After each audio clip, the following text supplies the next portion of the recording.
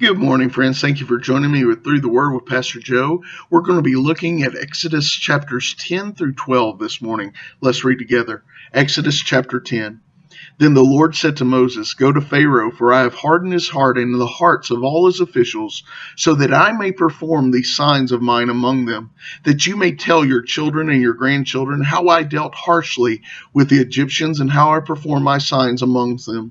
Then that you may know that I am the Lord. So Moses and Aaron went to Pharaoh and said to them, This is what the Lord said, the God of the Hebrews says to you, How long will you refuse to humble yourself before me?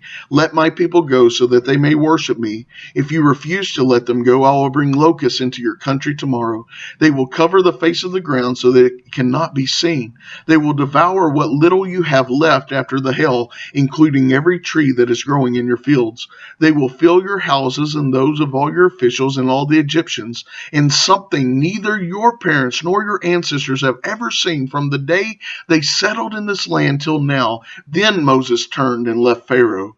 Pharaoh's officials said to him, How long will this man be a snare to us? Let the people go so that they may worship the Lord their God. Do you not realize that Egypt is ruined? Then Moses and Aaron were brought back to Pharaoh. Go worship the Lord your God, he said, but tell me, who will be going? Moses answered, We will go with our young and our old and our sons and daughters and with our flocks and herds, because we are to celebrate a festival to the Lord. Pharaoh said, The Lord will be with you if I let you go along with your women and children? Clearly you are bent on evil. No, have only the men go and worship the Lord, since that's what you've been asking for. Then Moses and Aaron were driven out of Pharaoh's presence. And the Lord said to Moses, Stretch out your hand over Egypt so that locusts swarm over the land and devour everything growing in the fields, everything left by the hail. So Moses stretched out his staff over Egypt, and the Lord made an east wind blow across the land all that day and all that night. By morning the wind had brought the locusts. They invaded all Egypt and settled down in every area of the country in great numbers. Never before had there been such a plague of locusts, nor will there ever be again. They covered all the ground until it was black. They devoured all that was left after the hail, everything growing in the fields and the fruit on the trees. Nothing green remained on tree or plant in all the land of Egypt. Pharaoh quickly summoned Moses and Aaron and said, I have sinned against the Lord your God and against you. Now forgive my sin once more and pray to the Lord your God to take this deadly plague away from me. Moses then left Pharaoh and prayed to the Lord, and the Lord changed the wind to a very strong west wind, which caught up the locusts and carried them into the Red Sea. Not a locust was left anywhere in Egypt, but the Lord hardened Pharaoh's heart, and he would not let the Israelites go. Then the Lord said to Moses, Stretch out your hand towards the sky so that darkness spread over Egypt, darkness that can be felt. So Moses stretched out his hand towards the sky, and total darkness covered all Egypt for 3 days.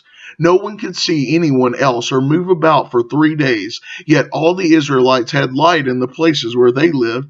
Then Pharaoh summoned Moses and said, Go worship the Lord. Even your women and children may go with you. Only leave your flocks and herds behind. But Moses said, You must allow us to have sacrifices and burnt offerings to present to the Lord our God.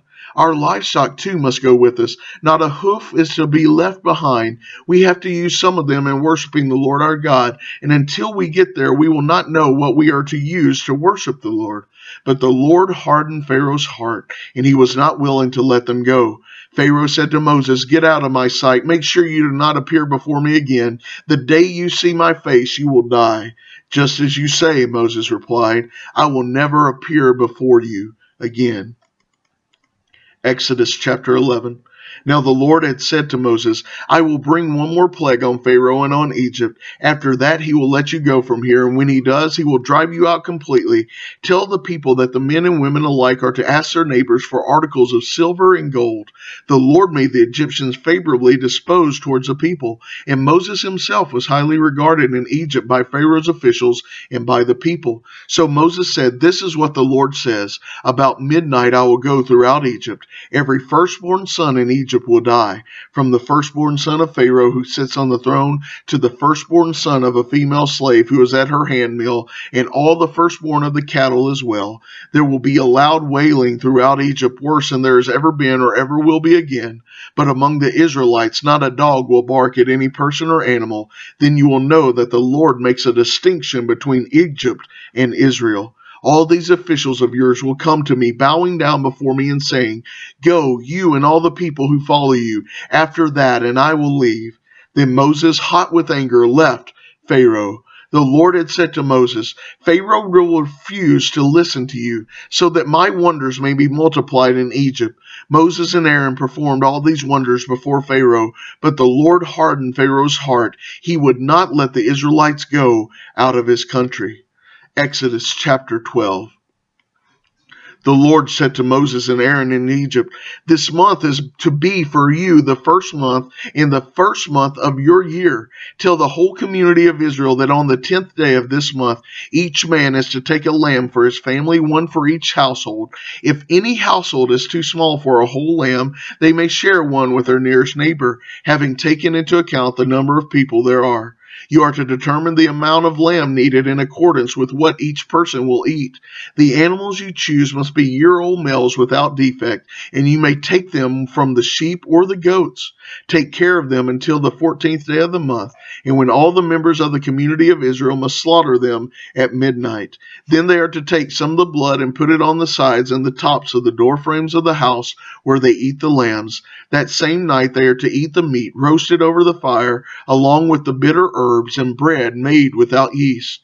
Do not eat the meat raw or boiled in water, but roast it over a fire with the head, legs, and internal organs.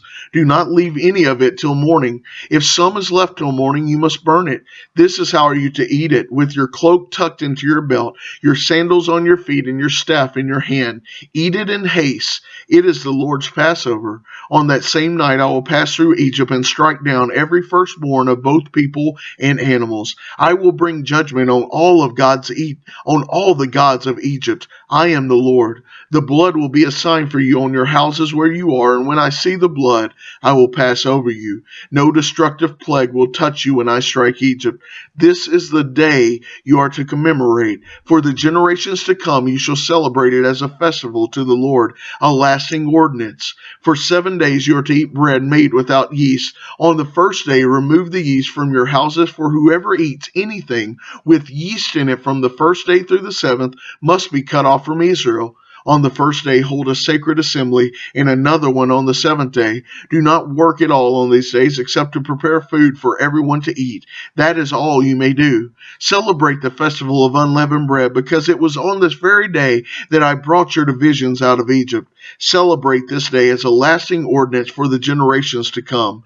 In the first month you are to eat bread made without yeast, from the evening of the 14th day until the evening of the 21st day. For 7 days no yeast is to be found in your houses, and everyone, whether foreigner or native born, who eats anything with yeast in it must be cut off from the community of Israel.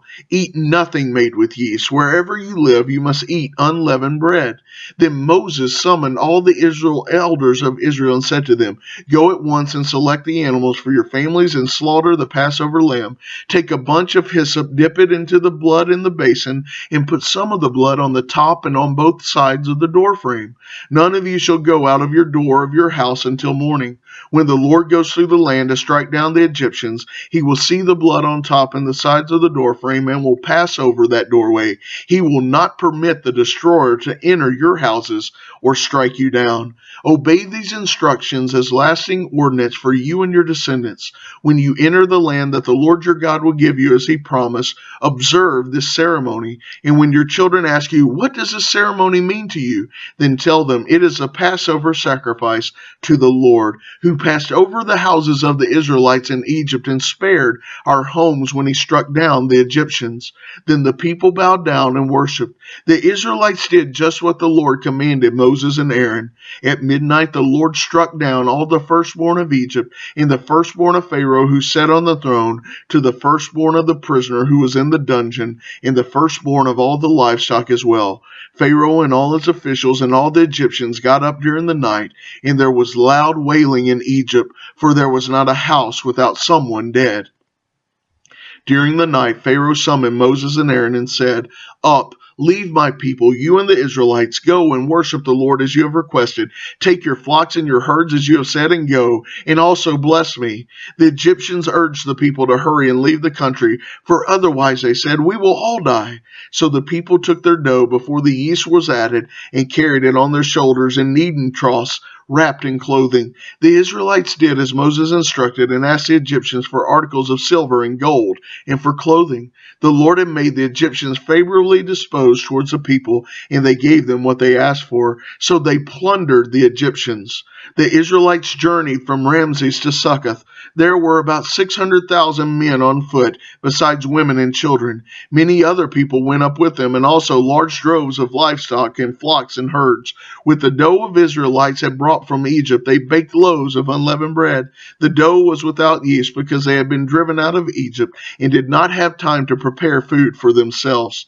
Now the length of time the Israelite people lived in Egypt was 430 years. At the end of 430 years, to the very day, all the Lord's divisions left Egypt, because the Lord kept vigil that night to bring them out of Egypt. And on this night, all the Israelites are to keep vigil to the Lord, to honor him for the generations to come. The Lord said to Moses and Aaron, "These are the regulations for the Passover meal. No foreigner may eat it. Any slave you have brought may eat it after you have circumcised him, but a temporary resident or a hired worker may not eat it. It must be eaten inside the house. Take none of the meat outside the house. Do not break any of the bones. The whole community of Israel must celebrate it. A foreigner residing among you who wants to celebrate the Lord's Passover must have all the males in his household circumcised. Then you may take part like one born in the land. No uncircumcised male may eat it. The same law applies both to native born and to the foreigner residing among you." All the Israelites did just what the Lord had commanded Moses and Aaron, and on that very day the Lord brought the Israelites out of Egypt by their divisions. Thank you for reading with me today, friends. We'll see you again tomorrow.